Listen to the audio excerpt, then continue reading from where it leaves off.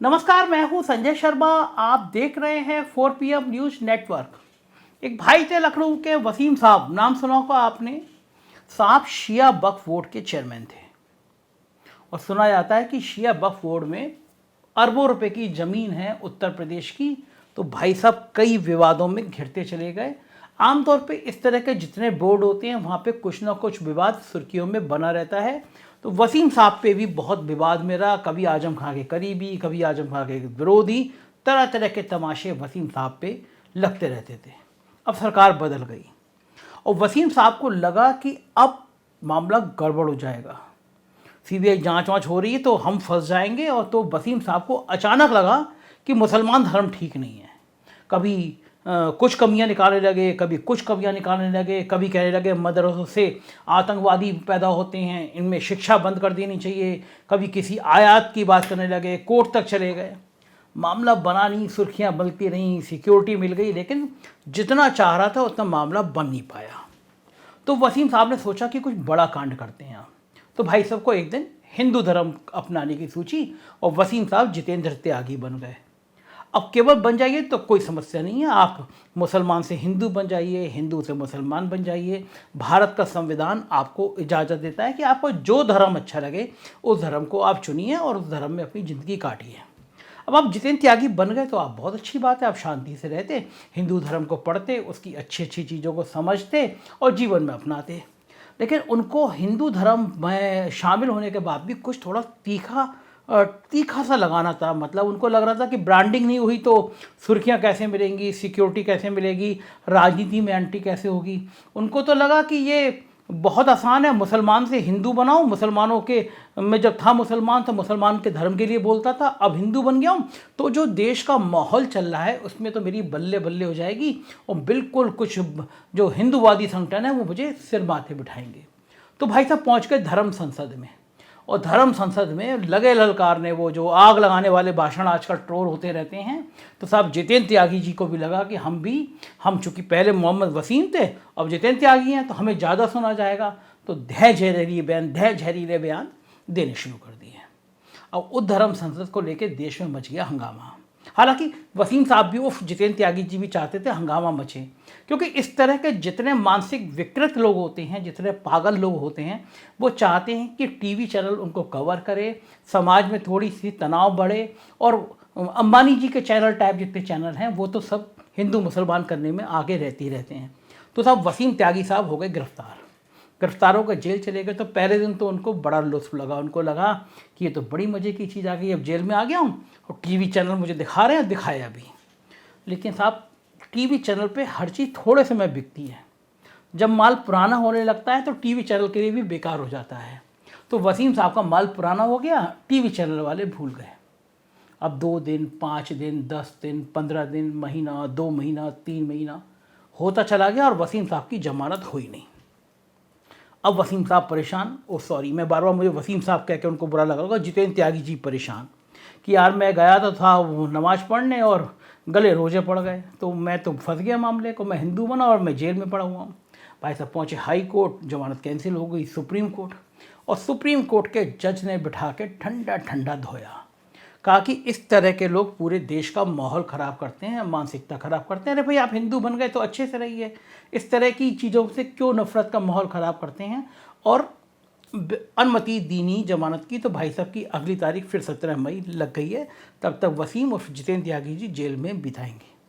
अब ये जो धर्म का नाम है ना कि आप लव जिहाद के नाम पे कभी कभी मोर्चे खुल जाते हैं और बहुत बहुत बड़े मोर्चे खोलते हैं। आप देखेंगे कि आपकी व्हाट्सएप यूनिवर्सिटी से ऐसे ऐसे मैसेज आएंगे कि देखो मुसलमान नाम बदल के हिंदू लड़कियों को भगा के ले जाते हैं, हिंदू लड़कियों का शोषण कर देते हैं। कुछ मुस्लिम्स बताएंगे कि हिंदू लड़के मुसलमानों का नाम रख के लड़कियां भगा लेते हैं मुसलमानों की। तो ये प्यार की जो चीज़ें हैं ना, इसको आप अब मुझे बताइए, लव जिहाद, जहाँ लव होगा वहाँ जिहाद कैसे हो सकता है। प्यार दुनिया का सबसे खूबसूरत शब्द है और प्यार जिंदगी के सृजन का नाम है। तो जहाँ प्यार होगा वहाँ जिहाद कैसे हो जाएगा। लेकिन भाई लोगों को तो नफ़रत की यूनिवर्सिटी चलानी है, नफ़रत की खेती करनी है, तो नाम निकला है लव जिहाद। लेकिन ये भूल गए भाई लोग कि लव जिहाद पहले भी हुए हैं। मैं आपको 1979 के दशक में ले चलता हूँ, यानी आज से लगभग 40-45 साल पहले। एक बहुत खूबसूरत इंसान था और नाम था उसका धर्मेंद्र। फिल्म इंडस्ट्री में बढ़िया एक्टर था और उसकी पत्नी का नाम था प्रकाश कौर। धर्मेंद्र 6 बच्चों के पिता थे और जाट थे और बढ़िया शरीर था और बिल्कुल लोग दीवाने रहते थे। 6 बच्चों के पिता, जिंदगी ठीक ठाक चल रही थी, तब तक जिंदगी में एक ड्रीम गर्ल आ गई। ड्रीम गर्ल का नाम था हेमा मालिनी। हेमा मालिनी से इश्क हो गया। अब हिंदू धर्म एक पत्नी के रहते हुए दूसरी पत्नी को तो इजाज़त देता नहीं रखने की। प्रकाश कौर तलाक देने को राजी नहीं हुई। 6 बच्चे, करें क्या, बहुत परेशान। लेकिन इश्क परवान चढ़ रहा था तो सोचा कि अब एक ही तरीका है कि हम धर्म बदल देते हैं। तो धर्मेंद्र जी बन गए दिलावर खान और हेमा मालिनी बन गई आयशा, और दोनों ने, दिलावर खान और आयशा जी ने, निकाह कर लिया। बने किस लिए? अपने प्यार को अंजाम तक पहुंचाने के लिए। चूंकि प्रकाश कौर तलाक नहीं देती तो हम दिलावर खान बन जाएं, हेमा मालिनी आयशा बन जाएं। दोनों ने शादी कर ली, दोनों की 2 प्यारी बेटी हैं और पहले वाली पत्नी प्रकाश कौर के बच्चे। ये बहुत अच्छी बात है कि धर्मेंद्र ने दोनों परिवारों को बहुत अच्छे से रखा, कभी कोई विवाद की बात सामने नहीं आई। हेमा मालिनी ने अपनी दोनों बेटियों को बहुत अच्छे से रखा। धर्मेंद्र जी के पहले वाले बच्चे अच्छे थे, अच्छा परिवार चला।